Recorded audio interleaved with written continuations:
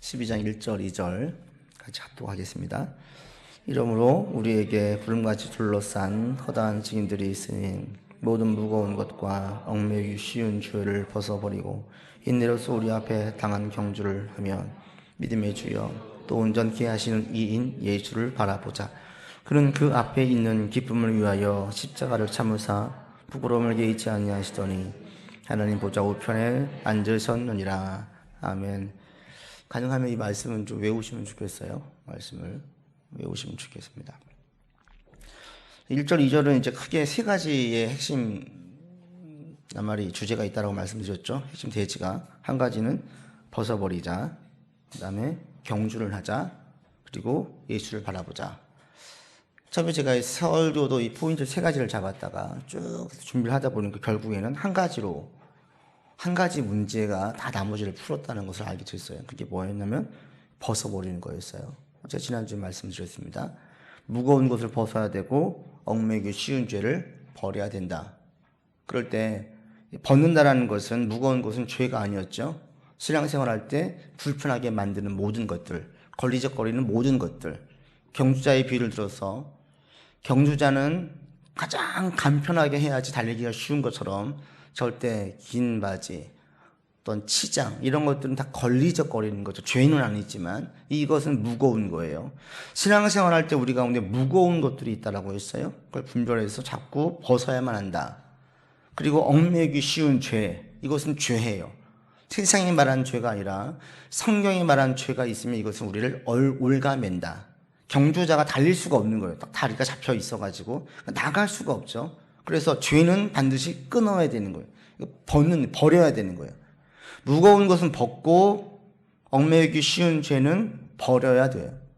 이것이 있어지면 제가 지난주 말씀드릴 때 경주를 잘 할 수 있습니다. 이 경주라는 것은 승리할 수 있습니다. 벗어버릴 때 우리에게 주신 가장 중요한 것은 뭐였습니까? 하나님의 지혜였어요. 벗는 자에게, 벗어버리는 자에게만 하나님의 지혜가 있습니다. 그리고 이것은 자꾸 수시로 버려야 됩니다. 우린 자꾸 쥐어 담고 자꾸 쥐고 있거든요. 지난주 다윗과 솔로몬 비유를 들었습니다. 솔로몬은 왕좌를 벗지 못했어요. 버리지 못했어요. 하나님의 책망이 있을 때 그 왕좌를 유지한 데 주의 말씀을 걸러들었어요. 그러자 주의 말씀 두 번의 경고를 무시했습니다. 반면에 다윗은 하나님의 경고를 들을 때 왕좌를 벗어버렸어요. 왕의 자리가 아니라 한 사람으로서 주 앞에 서서 자기 죄를 참여하고 구원의 기쁨을 회복시켜 주시기를 바라면서 금식 기도했어요. 그래서 다윗에게는 하나님의 지혜가 계속 있었고 솔로몬에게는 젊었을 때 있었던 하나님의 지혜가 사라졌다고 말씀을 드렸습니다. 하나님의 지혜의 특징은 세 가지. 하나는 인간의 마음을 헤아릴 줄 안다. 사람의 마음을 헤아릴 줄 알아요. 이것만 있어도 엄청난 삶의 변화가 있겠죠. 우리가 다 왜 다투고 관계가 깨지고 왜 내 가운데 많은 증오와 분노가 있어요? 많은 문제들, 많은 부분은 이 부분이죠. 마음을 헤아리지 못하기 때문에. 근데 하나님의 지혜가 있는 사람들에게는 마음을 헤아릴 줄 아는 안목이 생깁니다. 두 번째, 전체 상황을 볼 수 있는 마음의 민첩함이 있습니다. 마음이 민첩해져요. 상황이 보여져요. 안주해주지 않죠. 안일하지 않아요. 마음이 깨어있는 거예요. 세 번째, 통찰력과 해안이 생긴다라고 말씀드렸어요. 사물을 볼 때 본질을 꿰뚫어 볼 수 있는 안목이 생기는 거죠. 하나님의 지혜가 임하게 되어지면 이런 것들이 있어서 지식은 부족하고 세상에서 많이 못 배워서도 하나님의 지혜가 있는 사람들의 인생을 잘 꾸려나갈 수 있습니다. 그러면서 나중에 결실을 맺는 인생을 살게 되어지죠. 반면에 하나님의 지혜가 없고 지식만 가득한 사람들은 결국 패망의 길로 가게 되어져 있어요. 그래서 우리에게 정말 추구할 것은 지혜이지 지식이 아닙니다. 하나님의 지혜가 우리 가운데 정말 중요한 큰 선물이에요. 이 지혜를 받기 위해서는 어떻게 하라? 벗어버려라. 언제? 수시로, 자주, 자꾸 반복해서 내가 무엇이네, 또 내 지위와 내 현재의 것들을 가지고 자꾸 유지하려고 하면, 벗지 못하면 하나님의 지혜가 임할 수 없습니다. 죄를 안 지으면 제일 좋겠지만 우리가 죄를 안 짓고 살 수가 없어요. 여러분 늘 죄를 안 지으려고 노심초사하지 마시고 하나님의 은혜 안에만 거하려고 하면 돼요. 근데 은혜 안에 거하려고 해도 우리가 순간순간 죄를 지어요. 근데 그때에 분명히 주님께서는 말씀을 통해서 우리의 죄를 책망하실 것입니다. 내가 벗어야 그 말씀을 달게 듣고 순종하고 돌이킬 수 있어요. 벗지 못하면 솔로몬처럼 내가 왕인데 네가 지금 나한테 하면서 그 말씀을 무시할 수 있습니다. 벗지 못하는 거예요. 벗는 자에게 하나님의 지혜가 있습니다. 여러분, 그래서 자꾸 벗으라고 말씀드렸어요. 심지어 여러분 가정도 벗으라고 그랬잖아요.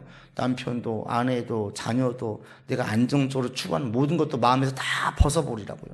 순간순간. 그래야 내가 깨어 있을 수 있고 하나님의 지혜를 진짜 받을 수 있어서 그때에 비로소 보이는 게 생겨요. 사람의 마음이 보이고 전체 상황이 보이고 상황들에 대한 본질을 꿰뚫어 볼 수 있는 안목이 생긴다는 겁니다. 이런 지혜가 여러분들에게 있어서 삶의 문제가 올 때마다 정말 잘 풀어내셔서 그 문제 이후에 하나님 감사합니다 라고 고백할 수 있기를 바랍니다. 아멘. 벗어버릴 때에 얻어진 유익이 또 있습니다. 두 번째는 뭐냐면 사실 이 벗으면 벗을수록 할 수 있는 게 많아져요. 할 수 있는 게. 그리고 삶이 담대해져요. 벗어야. 벗지 못해서 불안한 거예요. 사실은 그거 아세요?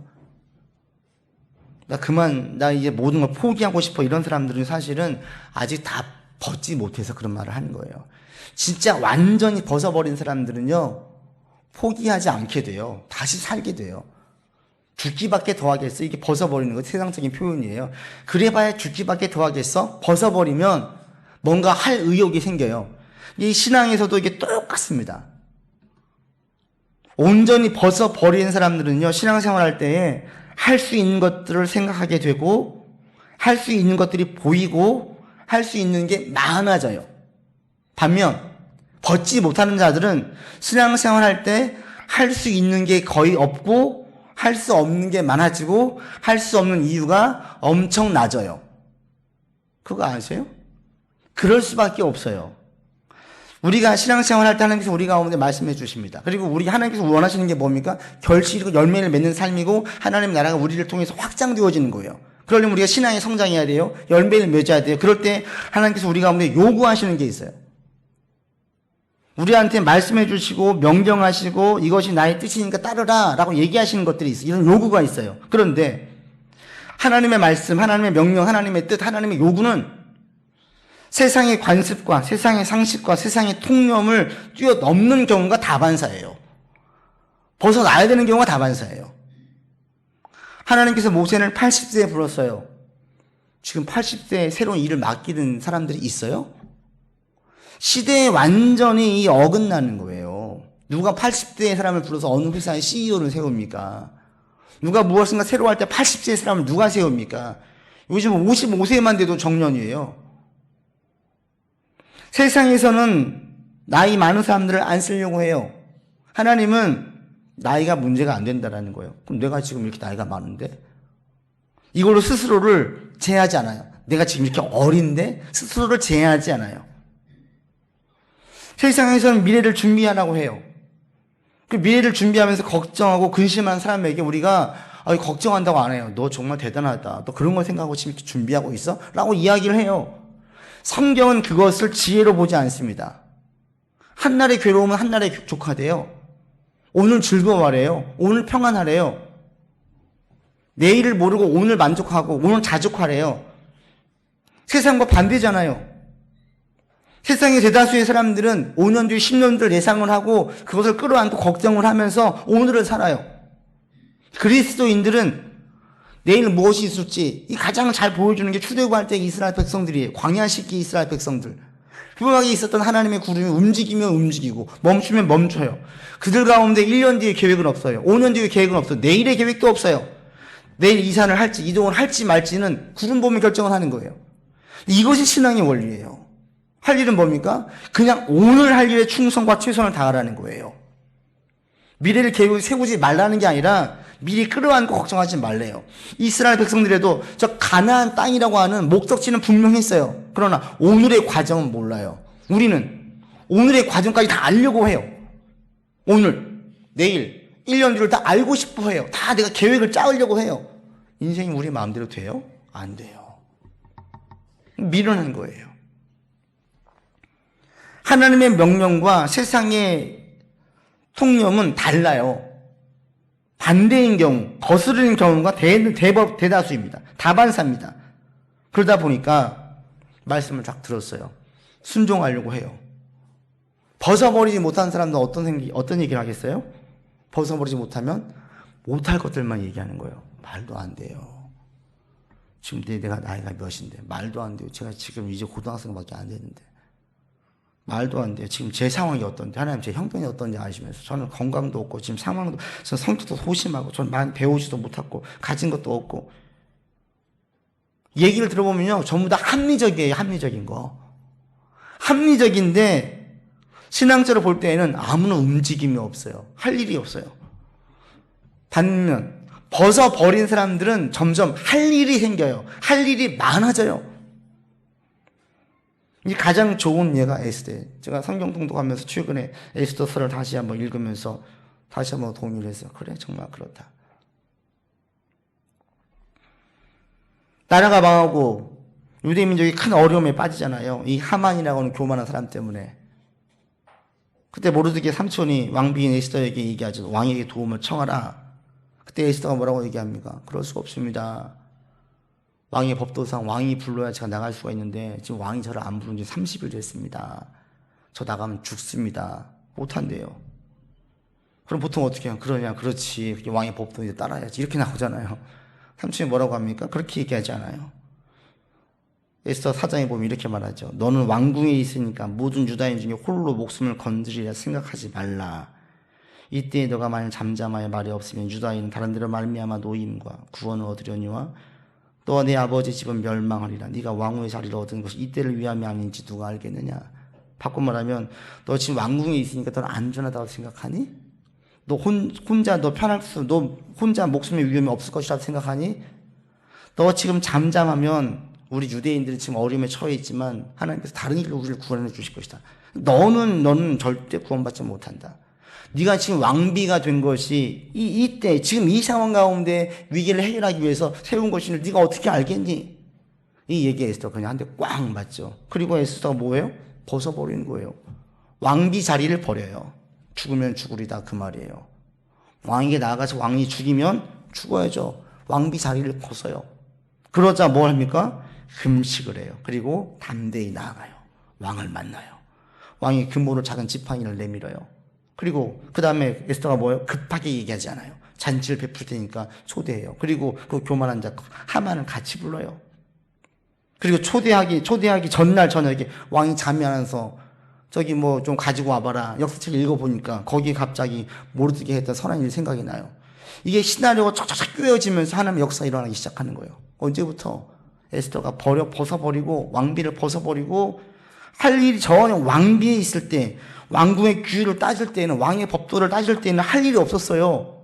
이걸 벗어버리니까 할 일이 생기는 거예요. 그리고 담대해져요. 그리고 불안과 조급함이 아닌 여유와 신중함과 대단히 지혜롭게 그 어려움들을 헤쳐나가요. 이것이 큰 역사가 됐어요. 출발이 뭐예요? 벗어버리면 할 일이 보여요. 벗지 않으면 할 일이 없어요. 여러분 이 시대의 관습, 이 시대의 어떤 통념들, 이 시대의 상식들을 자꾸 벗으려고 하세요. 세상이 이렇게 흘러가니까요. 세상 대부분 사람들이 이렇게 생각을 하고 있으니까요. 사람들이 전부 다 이렇게 가니까요. 이게 유행이니까요. 이걸 여러분 인생에 그대로 던지지 말라고요. 이거 우리가 벗어버려야 되는 거예요. 벗어버려요. 그래야 하나님께서 주신 명령들을 듣고 한 일들이 보여요.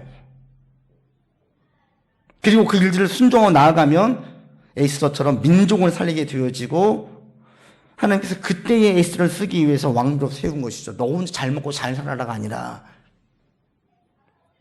그래서 에스더는 그 일을 통하여서 민족을 살리는 그 당시 시대적으로 필요했던 그 일들을 부응합니다. 하나님께서 우리를 부르실 때 계속 말씀하고 계세요. 알고 계세요? 저와 여러분을 통해서 계속 말씀하세요. 그리고 우리 각자에게 주신 사명들이 다 달라요. 지금 우리한테 하나님께서 요구하시는 것이 있어요. 그것은 우리 가운데 마음의 감동으로, 마음의 감화로, 또 자꾸 내 귀에 어떤 말을 들려주시면 어떤 말이 내 마음에서 안 떠나가게 해주셔가지고 자꾸 그것들을 묵상하고 곱씹고 생각하게 만들어요. 여러분 이런 것들이 있으면 되게 귀히 여기셔야 돼요. 이게 혹시 지금 하나님께서 나에게 주신 명령이 아닌가, 하나님의 일이 아닌가 생각하셔야 돼요. 그리고 그것을 귀담아 듣고 나갈 때에 첫 번째 전제가 뭐예요? 벗어버려야 돼요. 내가 지금 뭐가 없어서 뭐가 안 돼서 막 자꾸 이렇게 나가는 게 아니라 벗어야 돼요. 왜 벗지 못하면 핑계거리만 있어요. 그리고 이 핑계거리는 말씀드린 것처럼 다 합리적인 거예요. 근데 그걸 신앙 안에서는 핑계예요. 하나님 저도 저 사람 좀 여유가 있으면, 저 사람 좀 능력이 있으면, 저 사람 좀 젊으면 하실 수 있어요. 이렇게 바꿔달라고 기도하면 응답이 없어요.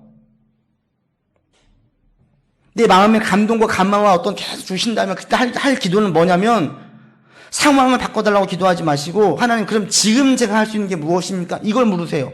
지금 내 상황에서 내 처지에서 지금 내가 할 수 있는 게 무엇입니까? 이거 물으셔야지 바꿔주시면 할게요가 아니에요. 지금 내 상황에서 하나님의 나라를 위해서 하나님의 뜻이 이루어지기를 위해서 할 수 있는 게 무엇일까요? 한국 사회가 이렇게 무너지고 있는데 한국교회가 이렇게 무너지고 있는데 제가 할 게 무엇일까요?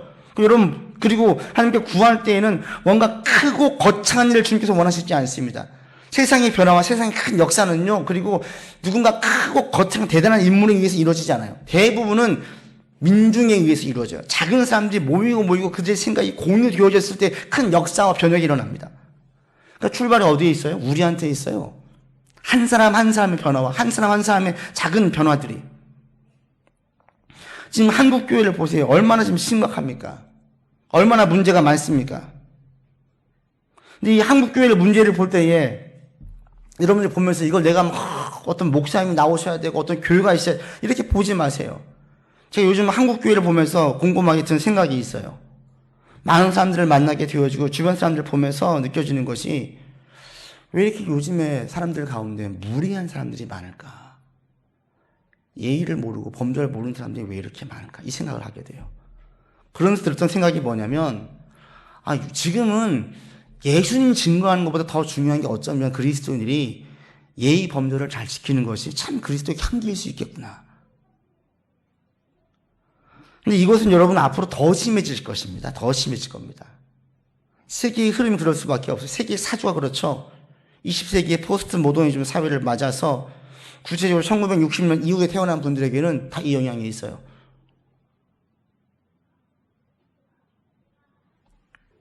다른 사람들의 대단히 무관심이에요. 이게 극단적인 이기주의예요. 자기 중심적인 삶을 살아요. 이것이 포스트 모더니즘이죠. 절대 진리가 없어요. 옳고 그름도 없어요. 윤리도 없어요. 그러다 보니까 나만 좋으면 되는 거예요. 얼마 전에도 우리 아파트에서 그 80대신 권사님, 80 넘으신 권사님에게 아래층에 있는 분이 올라와가지고 막 대판 싸운 거예요. 한동안 애가 놀러 왔었는데 그 애가 시끄럽게 했다고. 미국에서 놀러 온 그 손주가 좀 떠들었다고. 또 올라왔는데 이제 그 권사님의 딸이죠. 딸이 막 엄청 소리를 지르면서 대판 싸운 거예요.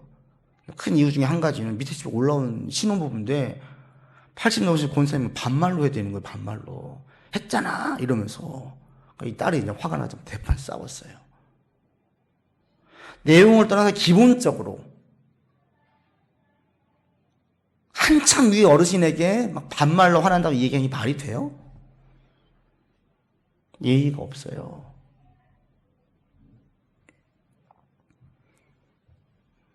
사람들이 지키는 규범으로 여기는 것들, 도리라고 생각하는 것들, 이 질서, 이런 절차를 무시해요. 신경 쓰지 않아요. 나만 괜찮으면 괜찮아. 제가 이런 상황들을 보면서 앞으로 이게 더 심해질 겁니다. 더 몰상식할 것이고, 더 무례한 사람들이 많아질 것이고, 더 이기주의적일 것이고, 더 덕은 없어질 것입니다. 이러할 때에 그리스도인들이 하나님을 위해서 예의를 지키는 것, 범절을 지키는 것, 덕을 세우는 것이 그리스도를 향기를 내는데 참 좋은 방법이겠구나 이 생각을 하게 됐어요. 예의 범절 지키는 것이 구원과는 아무 상관이 없어요. 그러나 복음을 증거할 때 내 입에서 무엇인가 말이 나올 때 대단히 가치 있게 만들 수는 있어요. 근데 이것은 매우 작은 일이에요. 크게 주목되지도 않아요. 그러나 작지만 매우 힘들어요. 근데 이것이 여러분 우리가 버리고 벗는 일이에요. 내가 하고 싶은 대로 하지 않는 게 버리는 거죠. 나는 이게 편해요. 버리는 거죠. 한 예로 지금 제가 이것을 들었는데 이런 그리스도인들이 다 예의를 지킬 줄 알고 범절을 지킬 줄 알고 덕을 세우는 데 힘을 쓴다면 우선한다면 지금 한국 교회가 욕을 먹고 있지만 내 주변에 있는 사람들은 교회 욕을 안 하게 돼요. 이런 그리스도인들이 많아지면 욕을 하지 않는 사람들이 훨씬 더 많아지게 돼요. 한 명 주변에 있는 직장의 동료를 여러분 주변에 몇 명의 사람들과 우리가 마주치고 있어요. 그 사람들이 여러분 통해서 교회 욕을 하지 않는다면 10명이고 20명일 수 있습니다. 바꿔 말하면 그리스도인 100명이 예의 범절을 지키고 덕을 세우면 1000명, 10,000명의 사람들에게 영향을 준다는 거예요. 직접적으로. 훨씬 더 효과 있고 훨씬 더 강력합니다. 눈에 띄지는 않죠. 그러나 교회에 대해서, 복음에 대해서 다시 관심을 가지게 만드는데 매우 유용하다는 거예요. 여러분이 자꾸 버리려고 애를 쓸 수 있기를 바랍니다. 버려야 새로운 일을 주세요. 벗어 버려야 새로운 것들로 채워주세요. 벗어 버려야 새로운 할 일들을 보게 해주세요. 벗어 버리면 의외로 내가 가진 게 참 많다, 할 게 참 많다라는 사실을 알게 돼요. 그리고 거기에 순종하면 하나님의 역사가 일어나고 내가 예상했던 그 예상보다 훨씬 더 뛰어넘는 결과물들을 보게 되어집니다. 예수를 통해서 온 민족이 구원을 뿐 아니라 그 대적들을 물리칠 수 있었고 유대 민족의 위상이 확 올라가 버린 것처럼. 벗으면요, 할 일들이 많아지고요, 삶에 대해 담대해지고. 할 일이 많다는 건 뭐겠어요? 삶에 활력이 있어요. 일이 많으니까. 여러분 가운데 이런 역사들이 있기를 바랍니다. 자꾸 벗으세요. 하나님의 역사가 일어나기를 바랍니다. 근데 우리가 정말 버려야 되고 자꾸 벗어야 되는 정말 중요한 이유는 2절에 있습니다. 여러분 2절 같이 읽지요. 믿음의 주요 또 온전하게 하시는 이인 예수를 바라보자. 그는 그 앞에 있는 기쁨을 위하여 십자가를 참으사 부끄러움을 개의치 아니하시더니 하나님 보좌 우편에 앉으셨느니라. 우리가 진짜 버려야만 되고 벗어야만 하는 가장 큰 이유는 뭔지 아십니까? 예수님을 보기 위해서. 예수님을 바로 보기 위해서예요. 우린 늘 와서 예수님께 기도하잖아요. 예수님 보고 있다고 생각하시죠? 그런데 실제로 보면 벗어버리지 못하면 예수님을 제대로 보지 못하는 거예요. 이건 예수님뿐 아니에요. 우리가 저도 지금 여러분 보고 있지만 지금 여러분 제대로 보고 있습니까? 몰라요. 제대로 보고 있는 게 아니잖아요. 부모들은 아이를 키울 때 아이를 제대로 보고 있습니까? 아니에요. 제대로 보지 못해요. 최근에도 그런 얘기를 들었어요. 이 어린아이들은, 갓난아기들은 건강하게 챙기면 되잖아요. 근데 초등학생만 들어가도, 아니 5, 6세만 되어도 아이들의 이제 건강만 안 돼요. 생각이나 감정이나 이것들을 헤아려야 돼요. 그거 보지 못하면 진짜 보는 게 아니죠. 얼마 전에 이런 얘기를 들었어요. 내가 사는 게 너무나 힘들어. 내가 왜 사는지 모르겠어. 얼마 전에 누가 이 얘기를 했어요. 누가 했는지 아세요? 우리 나온 5살짜리 현도애가 이런 얘기를 했어요. 5살 현도가. 엄마, 나 사는 게 너무 힘들어. 나 왜 사는지 모르겠어. 이게 왜 그랬냐 그랬더니 추석 명절 때 갔더니 할머니들이, 할아버지가 자기를 쳐다보지도 않더래요. 동생 이도만 예뻐하는 거예요. 엄마, 나 사는 게 너무 힘들어. 얘기를. 죽고 싶다는 얘기 했는지 안 했는지 모르겠어요. 이렇게 얘기를 한 거예요. 근데 얘는 지금 자기 마음 솔직히 표현하니까 좋은 거예요.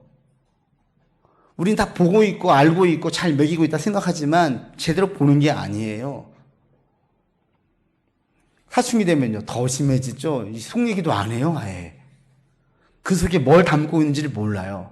그 감정이 어떤 감정 가운데 있는지를 몰라요. 내가 예수님을 본다고 말하지만 제대로 보지 못하는 경우들이 많아요. 아니 지금 사실은 한국 교회의 현상과 한국 사회를 보면 예수님을 제대로 보지 못하는 사람들이 대다수라고 얘기해도 됩니다. 대다수예요. 예수님을 제대로 보면 한국 교회가 이런 문제가 안 생겨요. 한국 사회가 이렇게 문제가 안 생겨요. 제도 개선의 문제가 아니에요. 그리스도인들이 깨어있고 그리스도인들이 바로 서 있으면 아까 말씀드린 예의 범절만 비유를 들었어도 그 한 가지만 그리스도인이 다 지켜도 사회는 훨씬 살기 좋아질 겁니다. 예수님을 제대로 보면 이런 문제가 생길 수가 없어요. 왜? 예수님을 제대로 보면 예수님이 어떤 분으로 2절에서 특정 짓고 있습니까? 믿음의 주요 온전하게 하시는 분이라 나와 있어요. 예수님 하면은 떠오르는 게 있는데 그게 믿음이라는 거예요. 믿음. 우리 누군가를 보고 무엇인가 보면 떠오르는 게 있어요. 그죠? 볼 때마다 떠오르는 게 있어요.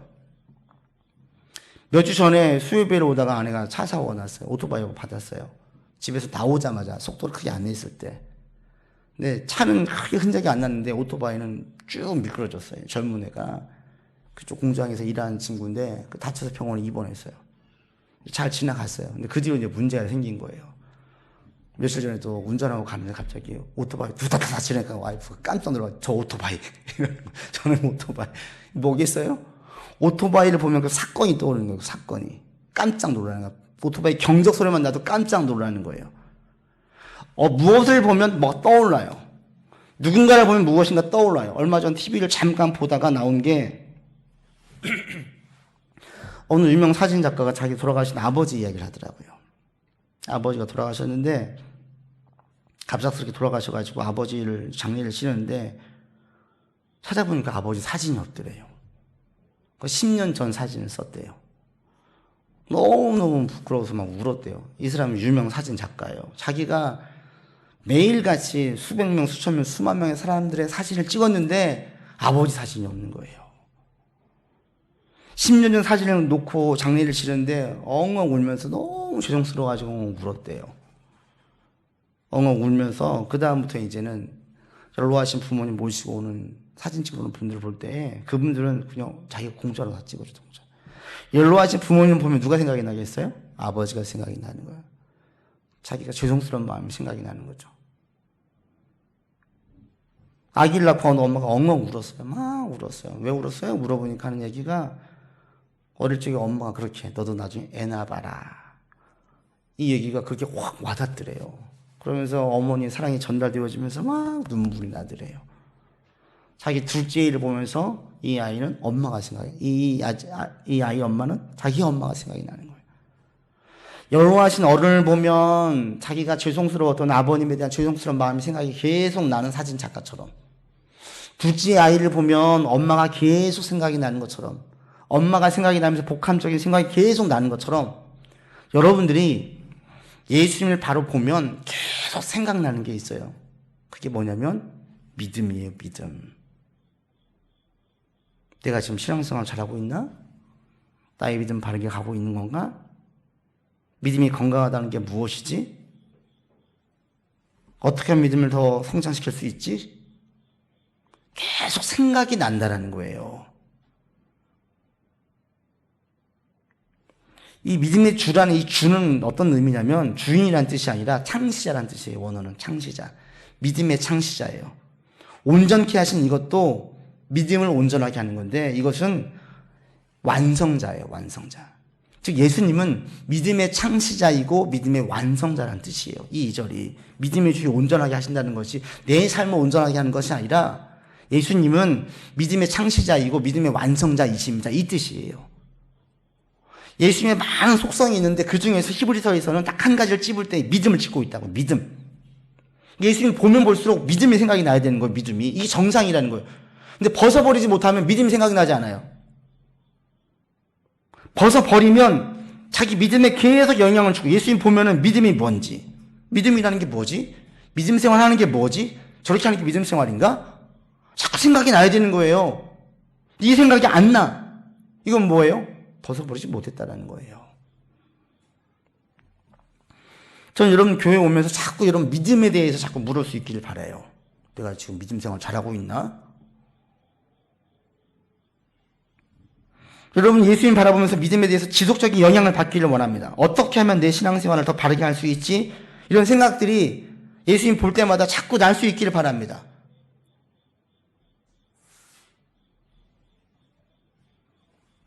연로하신 어른을 볼 때마다 아버지 생각이 나가지고 이것이 영향을 주었어요. 사진을 공짜로 찍어드리는 거예요. 이런 것처럼 예수님에 대한 믿음의 생각이 나면서 이것이 자연스럽게 내 삶에 영향을 주어서 무엇인가 변화를 일으켜요. 이게 믿음의 능력이에요. 믿음이 여러분 가운데 들어가면, 예수님을 바르게 바라보면 이 믿음이 보여요. 믿음에 대한 고민을 하게 되어져요. 이 고민을 하면서 우리 신앙이 믿음에 있어서 성장이 있다고, 변화가 있다고, 계속 믿음에 영향을 준다고요. 여러분 가운데 믿음에 대한 영향이 계속 있기를 바랍니다. 다른 것이 아니에요. 가장 중요한 게 이거예요. 그러면서 믿음에 대한 영향, 예수님 딱 바라볼 때 예수님이 선명히 보이면 우리의 눈에 분명하게 들어오는 게 하나 있습니다. 그게 뭔지 아십니까? 여러분 5절부터 8절까지 그걸 설명하고 있어요. 5절로 8절까지 눈을 보십시오. 반복되어진 낱말이 있어요. 다 있는 게. 한 가지 낱말이 있어요. 뭐겠어요? 5절, 6절, 7절, 8절. 뭐가 반복되어져요? 징계예요, 징계. 예수님께서 믿음의 생활, 믿음의 창시자였고 믿음의 완성자였는데 이 믿음의 창시자의 완성자인 예수님을 자꾸 보고 있으면 예수님의 특성이 뭐냐면 징계받으셨구나, 징계. 징계는 이것은 여러분 벌이 아니에요. 징계는 뭐냐면 훈련이에요, 훈련. 예수님도 훈련하셨구나, 이거예요. 훈련이라는 게 크게 두 가지의 의미를 내포하고 있습니다. 한 가지는 훈련하면 절대 자기 하고 싶은 대로 못하죠. 훈련받은 사람들은 자기 의지에 상관없어. 자기 하고 싶은 대로 못해요. 또 한 가지, 훈련을 받는다는 것은 힘들고 수고스러운 시간들이 있다는 것을 암시해요. 내포하고 있어요. 예수님도 훈련 받으셨어요? 자기 하고 싶은 대로 못하셨어요. 예수님 하나님이시니까 자기 마음대로 자기 기름대로 할 수 있잖아요. 자기의 뜻이 하나님 뜻일 수 있잖아요. 예수님 그렇게 하지 않으셨어요. 공생의 삶을 시작하실 때 기도하셨어요. 40일간 금식 기도하셨어요. 중요한 문제를 결정할 때마다 기도하셨어요. 새벽에 기도하시고 밤에 기도하셨어요. 이게 뭐예요? 자기 뜻대로 하는 게 아니에요. 하나님의 뜻을 구하는 거예요. 예수님 철저하게 하나님의 통제 아래에 있었어요. 훈련 받으셨어요. 또 한 가지, 힘들고 수고스러워서 예수님만큼 고통당하신 분이 있어요? 누군가 여러분에게 미쳤네, 여러분 이런 얘기 들어본 적이 있어요? 또 귀신 들렸다. 예수님 그랬잖아요. 귀신 들렸대요, 예수님에게. 침뱉음을 당했어요. 여러분 누구한테 침뱉음 당해본 적이 있어요? 뺨을 맞았어요. 조롱당했어요. 무시당했어요. 마지막에 십자가에 돌아가셨어요. 이 모든 것들이 전부 다 예수님의 훈련이었다는 거예요. 십자가의 길에서 우리를 사랑하고 구원을 완성하기 위해서 믿음 가운데 인내하시는 거예요. 이 예수님이 보이면 내 삶에도 징계받으신 예수님, 훈련하신 예수님 보면 나도 편한 대로 신앙생활 할 수 없구나, 이 생각이 들어요. 그래서 누군가가 전 제 마음 가운데로 신앙생활 할게요. 마음 가운데로. 제 마음 내킬 때 성경 읽고 마음 내킬 때 기도할게. 기도 좀 해. 마음이 안 내켜요. 성경 좀 봐. 시간이 없어요. 이건 뭐예요? 사실은 훈련하지 않겠다는 거죠. 세상에서도 어느 소속에 들어가면 삶의 통제가 있어요. 어려워요. 애들 학교를 가고 학원을 가고 직장인 가고 군대를 가면 철저하게 통제가 있어요. 자기 의지와는 상관없이 무조건 몇 시까지 일어나서 가야 돼요. 밤새 게임을 하든 밤새 무엇을 하든 아침에 무조건 가야 돼요. 자연되지 못하면 뿌질함 들어요. 예수님 안에 있고 신앙생활을 한다는 것은 우리 가운데 예수님 보면 훈련이 필요하구나, 훈련이 따르겠구나. 오늘 한국교회 성도들 보세요. 훈련 받으려고 합니까? 안 하려고 해요. 그러니까 익명의 그리스도인들, 구속되어지지 않고 그냥 큰 교회 가서 묻혀서 예배드리고 나오려고 해요. 그리고 일주일간 자기 마음대로 살고 싶은 거예요. 편한 대로. 내킬 때 기도하고, 감동이 있으면 기도하고, 힘들면 기도하고, 그렇지 않으면 기도하지 않고 성경 보지 않아요. 근데 예수님을 바라보고 있으면 이것이 지금 얼마나 잘못되어 있는지 보이지 않습니까? 믿음의 창시자이고 완성자이신 예수님을 보고 있으면 하나님이신 예수님도 훈련받으셨는데 여기까지 우리가 훈련받지 않는다는 것은 말이 돼요? 말이 안 되는 거예요. 매일 성경 보지 않고 매일 기도하지 않고 시간 떼어서 기도하지 않고 어떻게 신앙생활 바르게 할 수 있어요? 중요한 문제가 있을 때 기도하지 않고, 예수님이 큰 문제가 있으면 금식하며 기도했는데 나는 아무 생각 없이 결정해놓고 좋은 결과를 바란다는 것이 말이 됩니까? 내가 잘못했구나.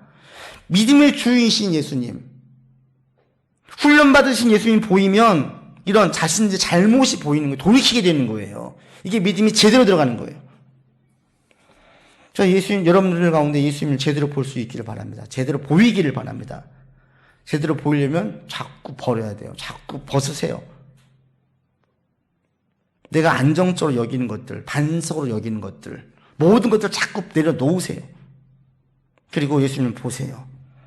예수님 제대로 보이면 아무리 힘들어도 포기 아래 들지 않아요. 예수님께서 얼마나 힘드셨으면 밤새 땀 흘려가면서 기도하셨을까? 이 예수님이 보이면 힘들면 뭐 하겠어요? 더 기도해야 되겠다, 이 생각을 하는 거예요. 포기하겠다, 이게 아니라 예수님이 금식하면서 기도했네. 정말 힘들면 뭐 해야 돼요? 금식해야 돼요. 금식하자. 중요한 문제일수록 더 밤이 맞도록 기도하셨던 예수님처럼 이거 진짜 중요한 문제, 이건 기도할 때야. 기도해야죠.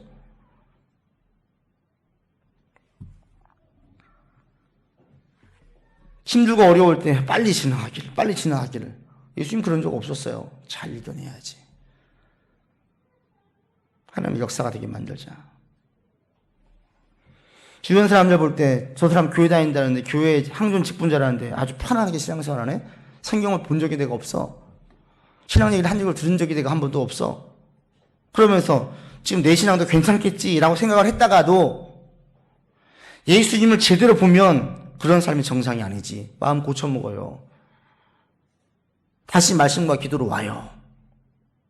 이게 예수님을 제대로 보는 사람들에게 나타나는 반응이지 않겠습니까? 바쁘게 사는 것이 아름답고 건강하고 능력 있는 삶처럼 보이지만 바쁜 게 좋은 게 아니에요. 예수님 꼭 시간을 떼어서 고요한 시간 가지셨어요. 토조 목사님 말씀합니다. 믿음의 사람들은 하루 중에 얼마 동안 가만히 있어야 한다고 느꼈대요. 가만히 있어야 된다고. 아무것도 하지 않고. 만약에 하루 동안에 가만히 있는 시간이 없으면 그날은 헛되이 보낸 날처럼 느꼈대요. 제가 이 글을 읽으면서 되게 정말 크게 공감했어요. 하루 동안 난 가만히 있는 시간이 있나? 가만히 있는 시간. 여러분 있으세요? 가만히 있는 시간을 가지지 못함으로 나 오늘 하루를 제대로 살지 못했어. 이 생각을 한 적이 있으세요? 한국 사회는 반대예요. 막 바쁘고 정신없이 막 열심히 살다가 딱 마치면 오늘 진짜 바빴어. 그래서 마지막에 뭐예요? 그래서 뿌듯해. 이렇게 나가는 경우가 대부분이에요. 바쁘니까 뿌듯하대요. 할 일이 많으니까 뿌듯하대요. 근데 신앙의 선조들은 그러지 않았어요. 조용한 시간을 가졌던 그 자체가 뿌듯함이었어요. 여러분 가운데 이런 시간이 있기를 바랍니다. 예수님이 그러신 거예요.